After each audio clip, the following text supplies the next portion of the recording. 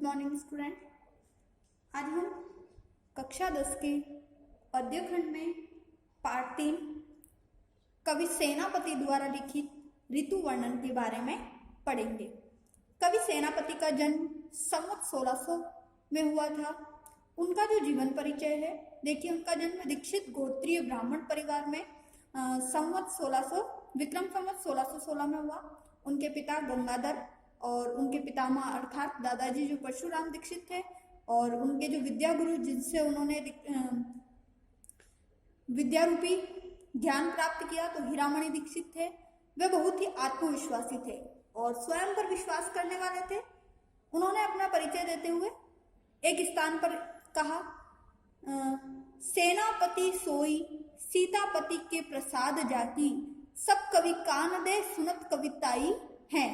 सेनापति वो ही है जो सीतापति अर्थात भगवान श्री राम की कृपा उन पर हो। तो उनके कहने का मतलब ये है कि भगवान श्री राम की जिस पर कृपा होती है वही सेनापति कहलाता है। सभी कवि कान देकर उनकी कविताएं सुनते हैं, ध्यानपूर्वक सुनते हैं। ये रीतिकाल के महान एवं भावप्रवण कवि माने जाते हैं। कुछ लोगों का कथन है कि सेनापति इनका उपनाम या उपाधि है, यानी कि इनका ये जो सेनापति जो नाम है वो इनका उपनाम है, कुछ लोग मानते हैं, किंतु इनका मूल नाम किसी को भी ज्ञात नहीं है। परंतु इस बात से कतई संदेह नहीं है कि काव्य कला और मौलिकता की दृष्टि से युगीन कवियों में वे सेनापति की भांति थे। सेनापति राम भक्त कवि थे, श्लेष अलंकार के प्रयोग में सिद्धहस्त थे। उन्होंने किसी कवि का अनुसरण नहीं किया। ये रीतिबद्ध कवियों की श्रेणी में आते हैं। इनकी दो रचनाएं प्रसिद्ध है, काव्य कल्पद्रुम तथा कवित रत्नाकर। काव्य कल्पद्रुम जो अपर्याप्य है, इनका काव्य शास्त्रीय ग्रंथ रहा होगा। इनके कविताओं में अलंकार और रस ध्वनि के उदाहरण एक से बढ़कर एक मिलते हैं। इन्होंने अलंकार संप्रदाय का अनुसरण किया है। तो कवि जो सेनापति थे स्वयं राम भक्त थे, और इनका जो मूल नाम है किसी में नहीं मिलता, लेकिन इनको सेनापति भी कहना किसी में कोई संदेह वाली बात नहीं है। क्योंकि जो कि सेना का नायक होता है उसे सेनापति कहा जाता है। और इनके काव्य में तो एक से एक अलंकार और रस, अच्छे से अच्छे काव्य की प्राप्ति होती है। दूसरी चीज है कि इन्होंने कभी किसी कवि का अनुसरण भी नहीं किया है। सेनापति ब्रज भाषा के कवि हैं। साधारण शब्द भी उनके हाथ में आते ही सैनिक की भांति सशक्त बन जाते हैं। वे फारसी शब्दों का प्रयोग भी करते थे। उनकी रचनाओं में प्रसाद और ओज गुण की प्रधानता है। परिमार्जित भाषा का प्रयोग और भाव गांभीर्य उनके काव्य की विशेषता है। तो इन्होंने ब्रज भाषा का प्रयोग किया है, और इनके जो रचनाएं थी उनके अंदर प्रसाद और ओज गुण, और इन्होंने अपने काव्य में फारसी शब्दों का भी प्रयोग किया है। पाठ परिचय। प्रस्तुत कविता सेनापति के ऋतु वर्णन का प्रौढ़ और प्रांजल नमूना है। जो ऋतु वर्णन, इन्होंने ऋतु का वर्णन किया, इनमें पूरी निपुणता से ऋतु के उपादानों एवं उनके लक्षणों का उपयोग कवि ने किया है। वसंत का वैभव पूरी छटा के साथ पंक्तियों में पिरोया है।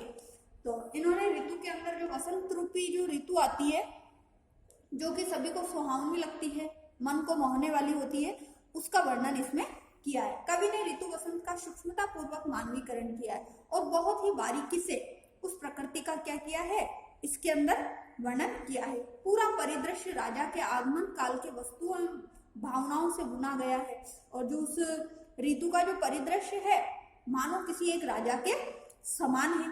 रंगीन उपवन सुगंधमय है। कोकिल चारण की भूमिका में पद गान कर रहा है। शोभा के सुखमय उपकरण सेना के कवायद की छवि उत्पन्न कर रहा है, क्योंकि राजा एकाकी गमन नहीं करता है। इसी तरह भीषण ग्रीष्म के बाद झुलसी हुई प्रकृति पर जब वर्षा की बूंदें पड़ती है तो धरती नयनाभिराम एवं सुखमय हो जाती है। मानसून का आगमन इस कृषि प्रधान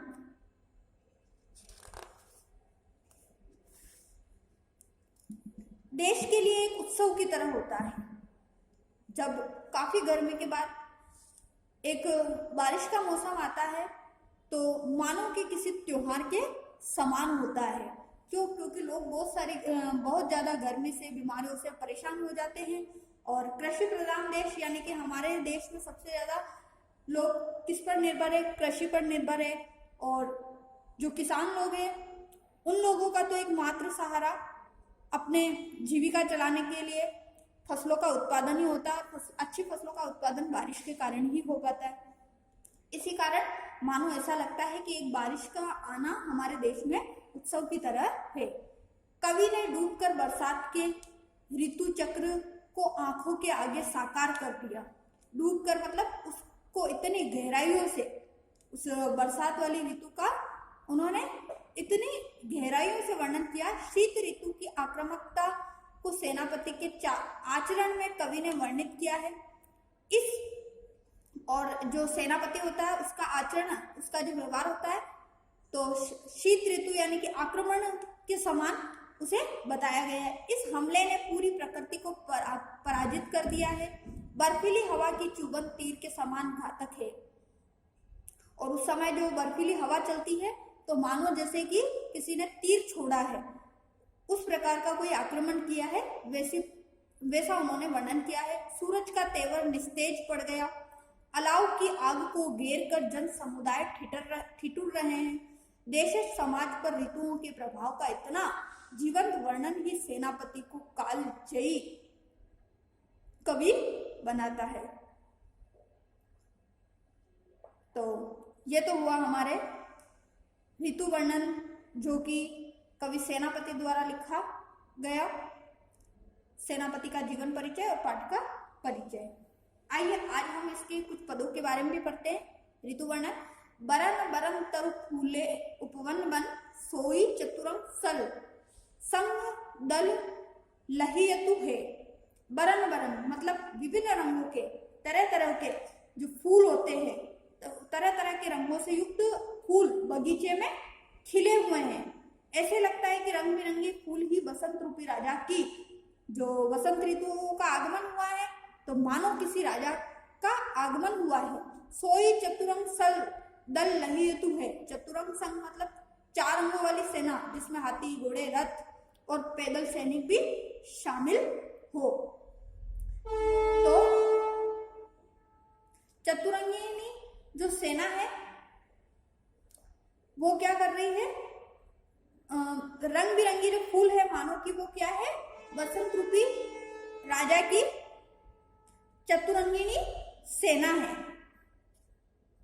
बंदी जी में बोलत बिरद बिल कोकिल है, गुंजत मधुप गान गुन गहियतु है। कोकिल मतलब कोयल। तो कोयल क्या कर रही है? कूक रही है। उसका कूकना ही मानो ऐसा प्रतीत हो रहा है जैसे वसंत ऋतु का यशोगान है। यशोगान मतलब उसके लिए प्रसिद्धि के गीत गा रही है। गुंजत मधुप, मधुप मतलब भंवरे, वो गूंज रहे हैं। गान गुन गहियतु है। तो और भंवरे भी क्या कर रहे हैं? फूलों पर, भ्रमर भी फूलों पर मंडरा रहे हैं, गुनगुना रहे हैं। जैसे कि यह वसंत रूपी राजा के दरबार में आवे आस पास पुहुपन की सुबास सोई, सोने के सुगंध मांझ सने रहियतु है। पुहुपन मतलब पुष्प होता है, फूल होता है, और मांझ मतलब मध्य में। तो कवि कह रहे हैं कि यह वसंत रूपी राजा के दरबार में संगीत गोष्ठी है। संगीत गोष्ठी मतलब कि किसी भी कवि के राजा के दरबार में संगीत गोष्ठी हो रही हो। तो ऐसा प्रतीत हो रहा है कि बसंत रूपी राजा के दरबार में संगीत गोष्ठी हो रही हो, और सर्वत्र फूल यानी कि सभी जो फूल है उनमें से क्या हो रहा है? भिनी भिनी तरह तरह की सुगंध, सोने के सुगंध मांझ सने रहियतु है। तरह तरह के फूलों से तरह तरह की खुशबू, सुगंध फैल रही हो, आ रही हो। शोभा को समाज सेनापति सुख साज आज, आवत बसंत ऋतु राज कहियतु है। और सारा जो वातावरण है उसे उन फूलों की खुशबू से इतना महक रहा है, इतना परिपूर्ण हो रहा है कि जिस प्रकार से एक राजा के आसपास क्या होता है कि पूरी जो प्रजा होती है, शोभा समाज मतलब कि जो एक प्रजा होती है, समाज होती है, वो एक राजा के आसपास रहने से यानी कि राजा के सानिध्य में रहने से शोभाशाली बन जाती है, सुखदायी बन जाती है। अगर राजा अच्छा होता है तो प्रजा को सुख मिलता है ना। उसी प्रकार से जब वसंत ऋतु का आगमन हुआ है तो वो पूरा जो बाग बगीचा है वो इतना शोभाशाली और सुखदायक बन गया है और अपनी शोभा देखकर लगता है कि जैसे कि पूरी वसंत ऋतु का आगमन हो गया है, मानो एक राजा के समान। तो ये आपका फर्स्ट पैराग्राफ हुआ। अब देखो इसमें लही हेतु, गही हेतु, रही हेतु, इन सब में अनुप्रास अलंकार है। फिर वसंत ऋतु का वर्णन एक राजा के समान किया जा रहा है, तो प्रकृति का वर्णन किया जा रहा है, अर्थात मानवीकरण अलंकार है और माधुर्य गुण है इसके अंदर।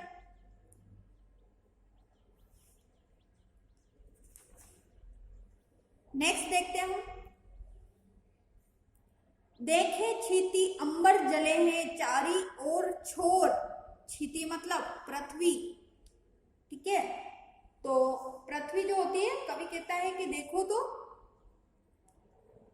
मानो कि सूर्य के प्रचंड ताप के कारण, ठीक है, अंबर जल रहा है, मतलब उस पृथ्वी को देखे क्षिति अंबर जले हैं चारी ओर छोर। चारों ओर ऐसा लगता है कि सूर्य के प्रचंड ताप के कारण चारों ओर से धरती और आसमान क्या हो रहे हैं, दोनों ही जल रहे हैं।